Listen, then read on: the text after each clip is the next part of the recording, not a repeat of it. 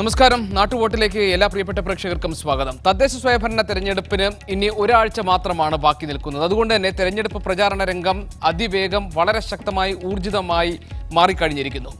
ബി.ജെ.പിയുമായി കക്ഷി ചേർന്ന് ഈ തെരഞ്ഞെടുപ്പിനെ നേരിടുന്ന മുന്നണി ഏതാണ് എന്നത് സംബന്ധിച്ചിട്ടുള്ള വാദപ്രതിവാദങ്ങളാണ് ഇന്നത്തെ തെരഞ്ഞെടുപ്പ് രംഗത്തെ സജീവമാക്കിയിട്ടുള്ളത്. ബി.ജെ.പിയുമായി കൂട്ടുകൂടിയിരിക്കുന്നത് മാർക്സിസ്റ്റ് പാർട്ടിയാണ് എന്ന ആരോപണം ഉമ്മൻചാണ്ടി ഉന്നയിക്കുമ്പോൾ ബി.ജെ.പി SNDP സഖ്യവുമായി ഒത്തുകളിക്കുകയാണ് ഉമ്മൻചാണ്ടി എന്ന ആരോപണത്തിൽ ഉറച്ചു നിൽക്കുന്നു CPM. എന്തൊക്കെയാണ് ഇന്നത്തെ പ്രധാനപ്പെട്ട തെരഞ്ഞെടുപ്പ് വിശേഷങ്ങൾ നമുക്ക് നോക്കാം. നാട്ടുവോട്ടിൽ ആദ്യം പ്രധാന വാർത്തകൾ നോക്കിയ ശേഷം. ബി.ജെ.പിയുടെ തന്ത്രങ്ങൾ കേരളത്തിൽ വിലപ്പോകില്ലെന്ന് മുഖ്യമന്ത്രി ഉമ്മൻചാണ്ടി. ബി.ജെ.പിയുമായി തെരഞ്ഞെടുപ്പ് കൂട്ടുണ്ടാക്കിയത് ഇടതുപക്ഷം. തദ്ദേശ തെരഞ്ഞെടുപ്പിൽ UDF വൻ വിജയം നേടുമെന്നും ഉമ്മൻചാണ്ടി മീഡിയ വണ്ണിനോട്. തദ്ദേശ തെരഞ്ഞെടുപ്പോടെ കേരളത്തിൽ ബി.ജെ.പി തകരുമെന്ന് രമേശ് ചെന്നിത്തല. തദ്ദേശ ഭരണ തെരഞ്ഞെടുപ്പിന് ഒരാഴ്ച ബാക്കി നിൽക്കെ പ്രചാരണം ചൂടുപിടിക്കുന്നു. 4 സീറ്റിന് വേണ്ടി എന്ത് രാഷ്ട്രീയ ചെറ്റത്തരവും ചെയ്യാമെന്ന നിലപാടാണ് ഉമ്മൻചാണ്ടിക്കെന്ന് പിണറായി വിജയൻ. ബി.ജെ.പിയുമായി ചേർന്ന് കോൺഗ്രസിനെ നേരിട്ട കാലത്ത് കനത്ത തിരിച്ചടിയാണ് CPM-നുണ്ടായതെന്ന് ഉമ്മൻചാണ്ടി. മുസ്ലിം ലീഗിന് കോൺഗ്രസുമായി അകൽച്ചയില്ലെന്ന് VM സുധീരൻ. മലപ്പുറത്തെ തർക്കങ്ങൾ ജില്ലയ്ക്ക് പുറത്തേക്ക് പടരാതിരിക്കാൻ ജാഗ്രത പുലർത്തുന്നുണ്ട്. ലീഗിന്റെ നിലപാട് ഹൈദരലി തങ്ങൾ വിശദീകരിച്ചതാണെന്നും KPCC അധ്യക്ഷൻ. നിയമസഭാ തെരഞ്ഞെടുപ്പിനെ ആര് നയിക്കുമെന്നതിനെ ചൊല്ലി ഇടതുമുന്നണിയിൽ തർക്കം. VS തന്നെ നയിക്കുമെന്ന് പന്നിയൻ രവീന്ദ്രൻ. തീരുമാനിക്കേണ്ടത് CPM എന്ന NCP. കോൺഗ്രസിനെ ആര് നയിക്കണമെന്ന കാര്യം ഹൈക്കമാൻഡ് തീരുമാനിക്കുമെന്ന് K മുരളീധരൻ.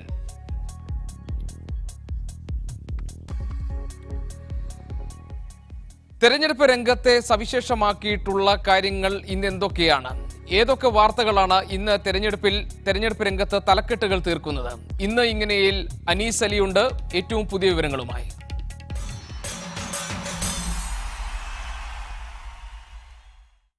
മുഖ്യമന്ത്രി ഉമ്മൻചാണ്ടിക്കെതിരായ പിണറായി വിജയന്റെ പരാമർശമാണ് തെരഞ്ഞെടുപ്പ് രംഗത്ത് ഇന്ന് പ്രധാന ചർച്ചയായത്. 4 സീറ്റിനു വേണ്ടി എന്തു രാഷ്ട്രീയ ചരിത്രവുമാകാമെന്ന നിലപാടാണ് ഉമ്മൻചാണ്ടിക്കെന്ന് പിണറായി വിജയൻ പ്രതികരിച്ചു. വെള്ളാപ്പള്ളി നടേശനെ ഉപയോഗിച്ച് RSS തൽക്കാലം ശക്തിപ്പെടുന്നുണ്ടെങ്കിൽ ആ ശക്തി താൽക്കാലിക നേട്ടത്തിന് ഉപയോഗിക്കാനോ എന്നാണ് ഉമ്മൻചാണ്ടിയുടെ ചിന്ത. CPM-ന്റെയും RSS-ന്റെയും രാഷ്ട്രീയാക്രമണങ്ങൾ താൻ നേരിട്ടതാണെന്ന് ഉമ്മൻചാണ്ടി പ്രതികരിച്ചു. എനിക്കെതിരെയുള്ള എത്രയോ സ്റ്റേജുകളിൽ RSS-ന്റെയും ഈ ജനസംഘത്തിന്റെയും നേതാക്കളും CPM നേതാക്കളും ഒന്നിച്ച് പ്രചരണം നടത്തി. RSS-ഉമായുള്ള UDF-ന്റെ ബന്ധം മറച്ചുപിടിക്കാനാണ് മുസ്ലിം ലീഗിനെ മുൻനിർത്തിയുള്ള പ്രചാരവേലയെന്ന് CPM സംസ്ഥാന സെക്രട്ടറി കോടിയേരി ബാലകൃഷ്ണൻ പ്രതികരിച്ചു. താൻ ആ ചർച്ചയിൽ വീഴില്ലെന്നും കോടിയേരി തിരുവനന്തപുരത്ത് പ്രതികരിച്ചു. ഈ RSS കോൺഗ്രസ് ബന്ധം മറച്ചുപിടിക്കാൻ വേണ്ടിയിട്ടാണ് ഈ മുസ്ലിം ലീഗ് പ്രശ്നം പറഞ്ഞുകൊണ്ടുള്ള പ്രചാരവേല. നിയമസഭാ തെരഞ്ഞെടുപ്പിൽ ഇടതുമുന്നണിയെ VS നയിക്കുമെന്ന CPI നേതാവ് C ദിവാകരന്റെ പ്രസ്താവനയ്ക്കെതിരെ NCP രംഗത്തെത്തി. ആര് നയിക്കുമെന്നത് CPM ആണ് തീരുമാനിക്കേണ്ടതെന്ന് NCP സംസ്ഥാന പ്രസിഡന്റ് ഉഴവൂർ വിജയൻ മലപ്പുറത്ത് പ്രതികരിച്ചു. തെരഞ്ഞെടുപ്പിന് ശേഷം കോൺഗ്രസിനെ ആര് നയിക്കണമെന്ന കാര്യം MLA-മാർ ചേർന്ന് തീരുമാനിക്കുമെന്ന് K മുരളീധരൻ. ഇക്കാര്യത്തിൽ അന്തിമ തീരുമാനം ഹൈക്കമാൻഡിന്റേതായിരിക്കുമെന്നും മുരളീധരൻ തിരുവനന്തപുരത്ത് പറഞ്ഞു. ഇവിടെ കേരളത്തിൽ ഇതുവരെ തുടർന്ന നടപടിക്രമം നിയമസഭാ തെരഞ്ഞെടുപ്പിന് ശേഷം ഒന്നുകിൽ ഹൈക്കമാൻഡിൻ്റെ ഡയറക്ഷൻ ഉണ്ടാവും, അല്ലെങ്കിൽ MLA-മാർ ചേർന്ന് പുതിയ നേതാവിനെ തിരഞ്ഞെടുക്കും. മുസ്ലിം ലീഗിന് കോൺഗ്രസുമായി പ്രശ്നങ്ങളില്ലെന്ന് KPCC അധ്യക്ഷൻ VM സുധീരൻ. മലപ്പുറത്തെ പ്രശ്നങ്ങൾ മറ്റിടങ്ങളിലേക്ക് വ്യാപിക്കാതിരിക്കാൻ ജാഗ്രത പാലിക്കുന്നുണ്ടെന്നും അദ്ദേഹം പറഞ്ഞു. മുസ്ലിം ലീഗിന്റെ നിലപാട് വളരെ വ്യക്തമാണ്. കൃത്യമായ രാഷ്ട്രീയം അവർക്കുണ്ട്. ആ ഒരു മതേതര രാഷ്ട്രീയം ഉയർത്തിപ്പിടിക്കുമ്പോൾ കോൺഗ്രസും ലീഗുമായിട്ടുള്ള ബന്ധം സംവത്സരങ്ങളുടെ ബന്ധമാണ്. വെള്ളാപ്പള്ളി നടേശനെ ഇന്നും VS വെറുതെ വിട്ടില്ല. വെള്ളാപ്പള്ളിയെ കൂടെ കൂട്ടിയാൽ ബാധ്യതയാകുമെന്ന് BJPക്ക് മനസ്സിലായിട്ടുണ്ടെന്ന് അദ്ദേഹം പറഞ്ഞു.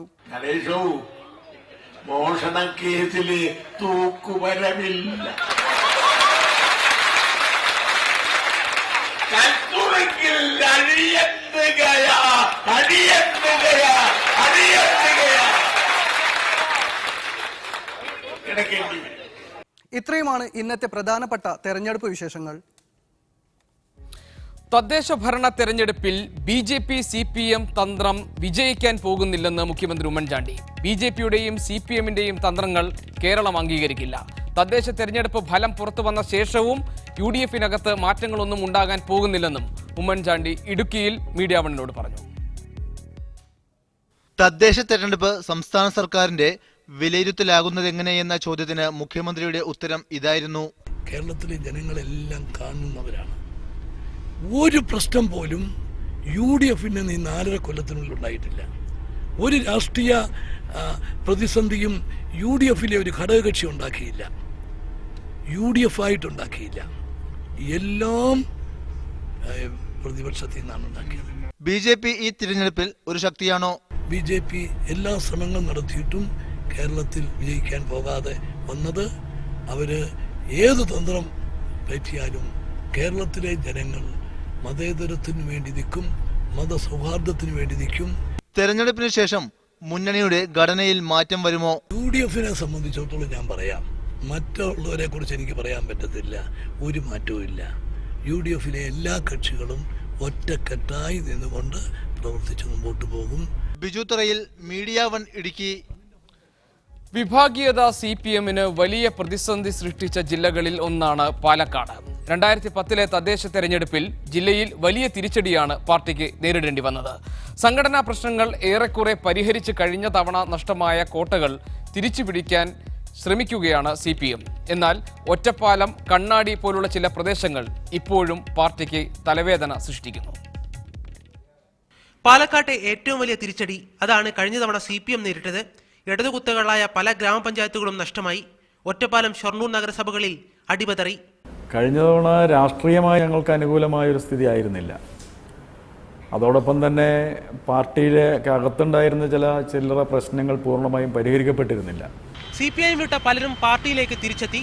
സംസ്ഥാന സമ്മേളനത്തിന്റെ നിർദ്ദേശത്തിന്റെ കൂടി അടിസ്ഥാനത്തിൽ ഇവരെ തിരികെ കൊണ്ടുവരുന്നതിൽ നല്ല ഇടപെടലുകൾ നടത്തിയെന്ന് ജില്ലാ നേതൃത്വം പറയുന്നു. വിഭാഗീയ പ്രശ്നങ്ങൾ എവിടെയെങ്കിലും ഉണ്ടെങ്കിൽ പൂർണ്ണമായും പരിഹരിച്ചു പോകലാണ് ഈ കാലഘട്ടത്തിൻ്റെ ആവശ്യം എന്ന പൊതുബോധത്തിലേക്ക് പാർട്ടി സഹാക്കളാകെ എത്തുകയും അതിൻ്റെ ഭാഗമായിട്ടുള്ള തിരുത്തലുകൾ പാർട്ടിയിലാകെ നടക്കുകയും ചെയ്യുന്നുണ്ട്.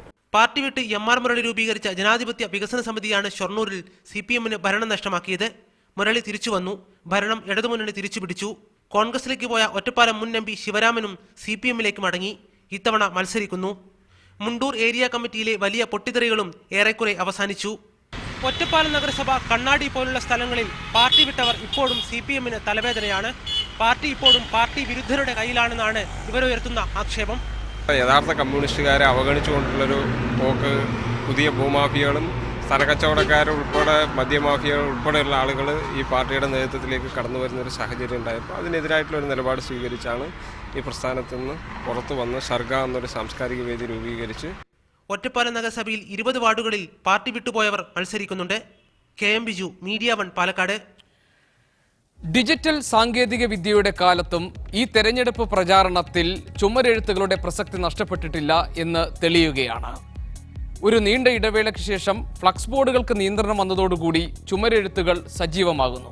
ഇതോടെ കേരളത്തിലെ ചുമരെഴുത്ത് തൊഴിലാളികൾ തിരക്കിലായി.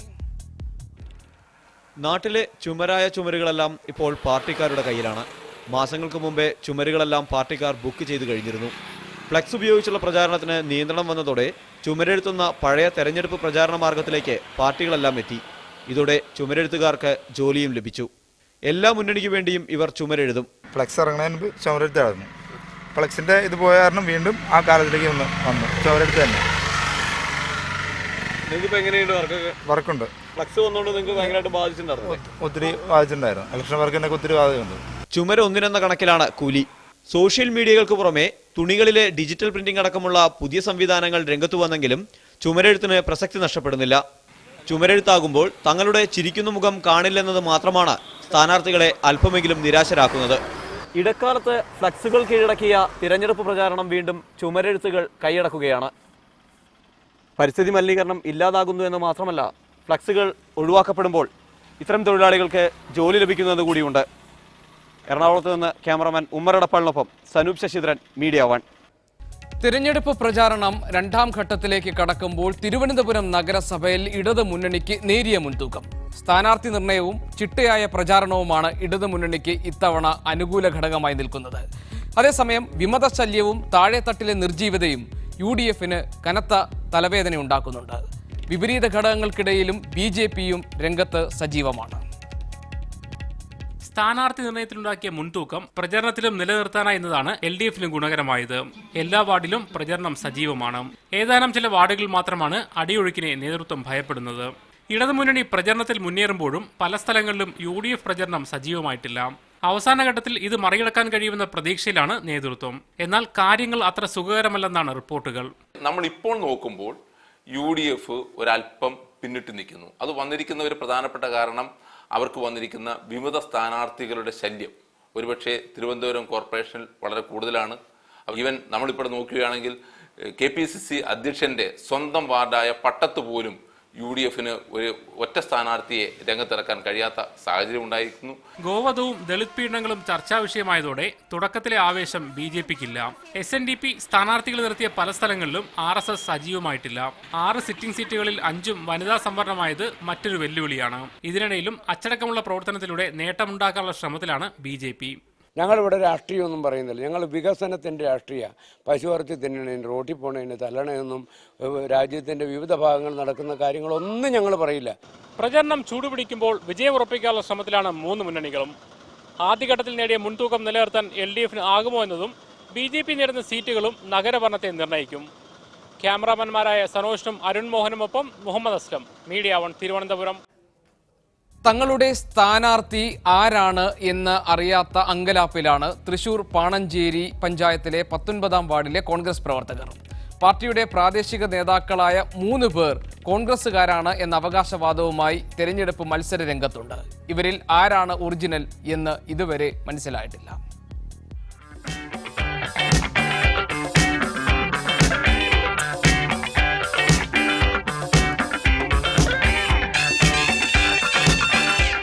ഞാൻ ജനിച്ചത് കോൺഗ്രസിൽ, ഞാൻ മരിക്കുന്നത് കോൺഗ്രസിൽ. അതുകൊണ്ട് ഞാൻ കോൺഗ്രസിന്റെ സ്ഥാനാർത്ഥിയാണ്. ഇന്നീ കാണുന്ന ഈ മാരാക്കൽ വാർഡിലെ കോൺഗ്രസ് പ്രവർത്തകരെല്ലാവരും എന്നോടൊപ്പം ഉള്ളത്. ഞാൻ കോൺഗ്രസിന്റെ ഔദ്യോഗിക സ്ഥാനാർത്ഥിയാണ്.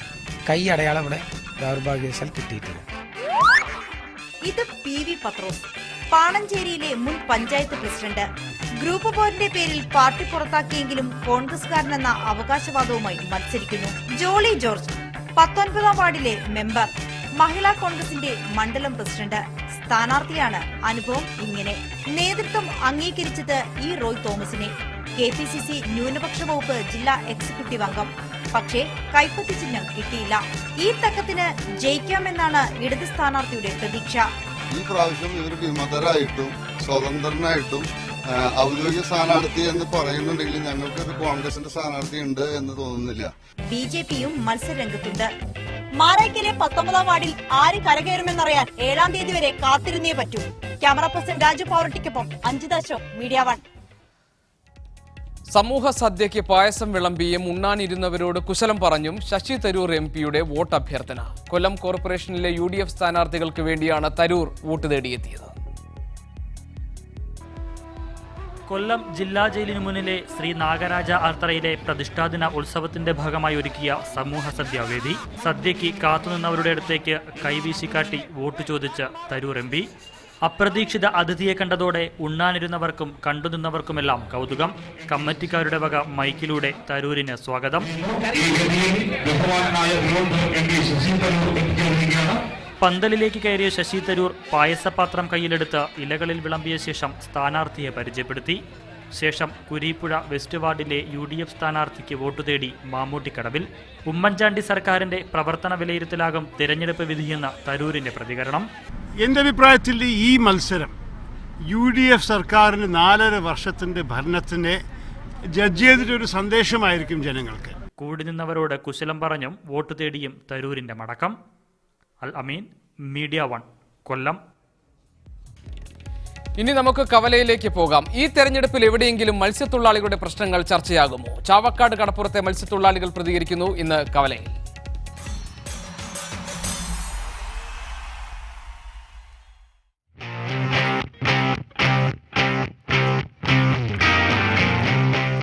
മത്സ്യത്തൊഴിലാളികളുടെ പ്രശ്നങ്ങൾ ഈ തെരഞ്ഞെടുപ്പിൽ എത്രമാത്രം ചർച്ചയാകുന്നുണ്ട്?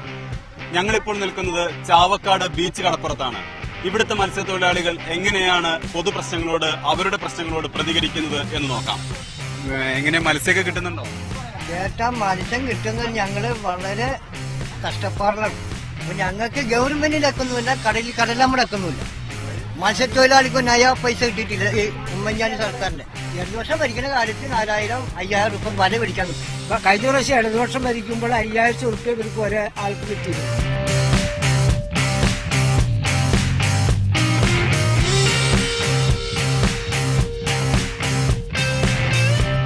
മത്സ്യത്തൊഴിലാളിക്ക് അവർ പിടിക്കുന്ന മത്സ്യത്തിന് ന്യായമായ വില കിട്ടുന്നില്ല എന്നതാണ് പരാതി. ഇപ്പോൾ ഇവിടെ തന്നെ ഇവർ കൊണ്ടുവന്ന ഒരു മത്സ്യത്തിന്റെ ലേലം നടക്കുകയാണ്. അതിനുശേഷം നമുക്ക് അവരുടെ പ്രശ്നങ്ങൾ കേൾക്കാം. വൻകിട ബോട്ടുകളെ നിയന്ത്രിക്കാൻ ഗവൺമെന്റ് എന്തെങ്കിലും നടപടി നടപടി അവർ പറയല്ലാണ്ട് അവരൊന്നും ചെയ്യില്ല. ചർച്ച ചെയ്യാന്ന് വെച്ചാൽ ഇലക്ഷൻ വന്നു കഴിഞ്ഞാൽ ഞങ്ങൾക്ക് കണ്ണല്ലാത്ത കൊണ്ടാക്കി തരാന്ന് പറയും. ഇലക്ഷൻ കഴിഞ്ഞാൽ പിന്നെ ആ വഴിക്കായ ആള് തിരിയുന്നില്ല. ഇന്ന് ഞങ്ങൾക്ക് ഈ പോണ ഞങ്ങൾക്കൊക്കെ 2 ഉറുപ്പിക മലയാളിമാർക്ക് കോടിക്കണക്കിന് ഉറുപ്പിക വരുമാനമുള്ളവർക്ക് 1 ഉറുപ്പിക. ഇതാണ് ഇപ്പോഴത്തെ സർക്കാർ വെച്ചിട്ടുള്ള നിയമം. ഞങ്ങൾക്ക് ജീവിക്കാൻ പറ്റാത്തൊരവസ്ഥയിലാണ് എത്തിയിരിക്കുന്നത്.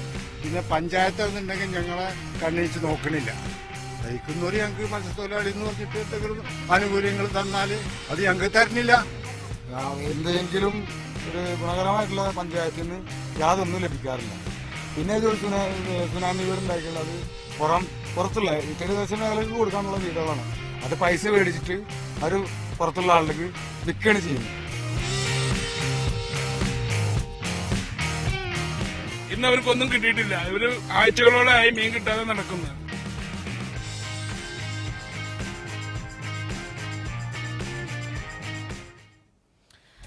വ്യത്യസ്തമായ പ്രചാരണ രീതികളാണ് പാലക്കാട് നഗരസഭയിൽ UDF ആവിഷ്കരിക്കുന്നത്. ആൻഡ്രോയിഡ് മൊബൈൽ ആപ്ലിക്കേഷനാണ് ഇവിടെ UDFന്റെ തന്ത്രം. മുഴുവൻ UDF സ്ഥാനാർത്ഥികളുടെയും വിശദാംശങ്ങളും ഉൾപ്പെടുത്തിയ ആപ്ലിക്കേഷൻ നടൻ കുഞ്ചാക്കോ ബോബനാണ് ഇന്ന് പുറത്തിറക്കിയത്. ഇതുവഴി പുതുതലമുറ വോട്ട് ഉറപ്പാക്കി നഗരഭരണം നിലനിർത്താനാകും എന്ന് UDF പ്രതീക്ഷിക്കുന്നു.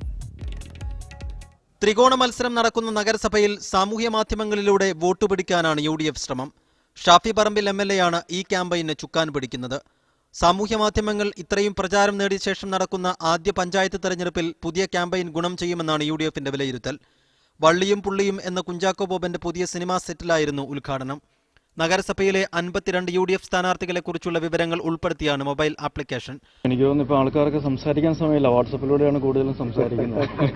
അപ്പോൾ അതുകൊണ്ട് തന്നെ ഷാഫി അദ്ദേഹം ഈ ക്യാമ്പയിനിങ് എന്ന് പറഞ്ഞൊരു മൊബൈൽ ആപ്ലിക്കേഷൻ വഴി അദ്ദേഹത്തിൻ്റെ വാർഡിലെ അല്ലെങ്കിൽ പാലക്കാടുള്ള സ്ഥാനാർത്ഥികളെ പരിചയപ്പെടുത്തുവാനും UDFന്റെ മറ്റ് സംരംഭങ്ങൾ ആൾക്കാരിലേക്ക് എത്തിക്കുവാനായിട്ടുള്ള ഈ മൊബൈൽ ആപ്ലിക്കേഷൻ.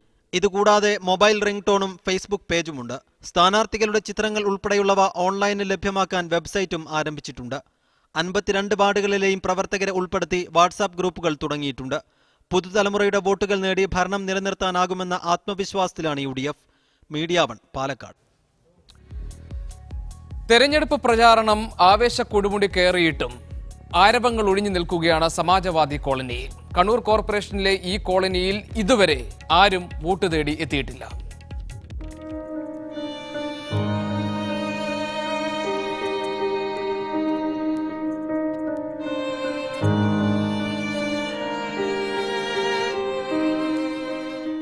സമൂഹത്തിൽ നിന്നും അകറ്റി നിർത്തപ്പെട്ടവർ, അരക്ഷിത ജീവിതങ്ങൾ.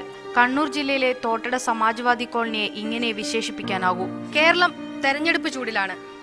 രാഷ്ട്രീയ പാർട്ടികൾ വോട്ട് പിടിക്കാനുള്ള നെട്ടോട്ടത്തിലും. സമാജ്വാദി കോളനി നിവാസികൾക്ക് പറയാനുള്ള തെരഞ്ഞെടുപ്പ് ചിന്തകൾ ഇങ്ങനെയാണ്. തെരഞ്ഞെടുപ്പിന്റെ ആരവങ്ങളൊന്നും ഈ കോളനിയിൽ എത്തിയിട്ടില്ല. ഇതുവരെ ഒരു സ്ഥാനാർത്ഥിയും ഇവരോട് വോട്ട് ചോദിച്ചിട്ടുമില്ല. ആരും ഇവർക്ക് ഒരു വാഗ്ദാനവും നൽകിയിട്ടുമില്ല.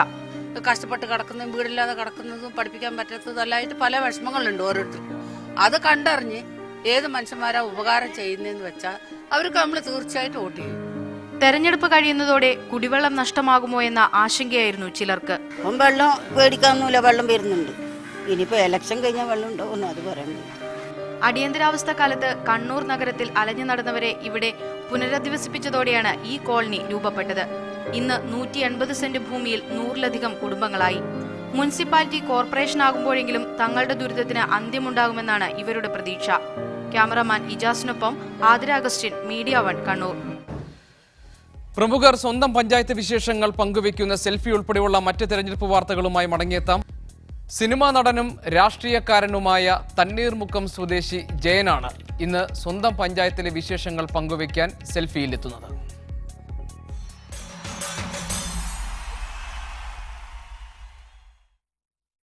രാഷ്ട്രീയക്കാരൻ, അതിൽ നിറഞ്ഞു നിന്ന് സിനിമയിൽ സജീവമായ ജയനാണ് ഇന്നത്തെ സെൽഫിയിൽ. ജയനോട് നമുക്ക് സംസാരിക്കാം ഇപ്പോഴത്തെ തദ്ദേശ ഭരണ തെരഞ്ഞെടുപ്പിനെ കുറിച്ച്, സ്വന്തം പഞ്ചായത്തിനെ കുറിച്ച്.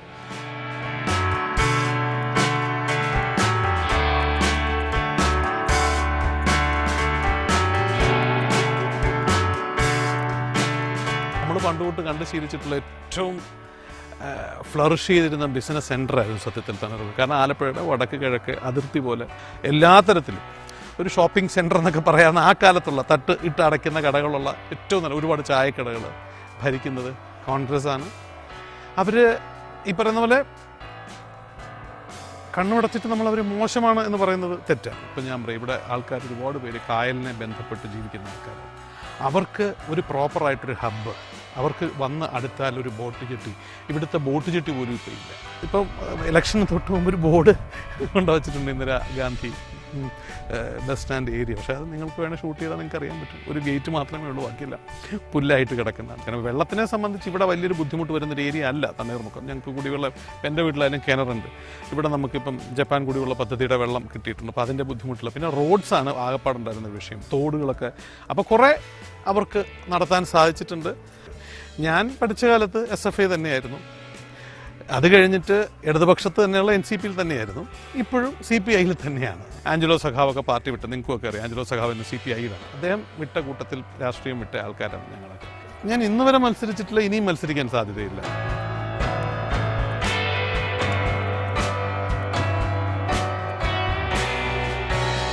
തെരഞ്ഞെടുപ്പ് രംഗത്തു നിന്നുള്ള പുതിയ വർത്തമാനങ്ങളും വേറിട്ട കാഴ്ചകളും മറ്റു വിശേഷങ്ങളുമായി ഇനി നാളെ ഇതേ സമയം നാം കാണാം. നമസ്കാരം.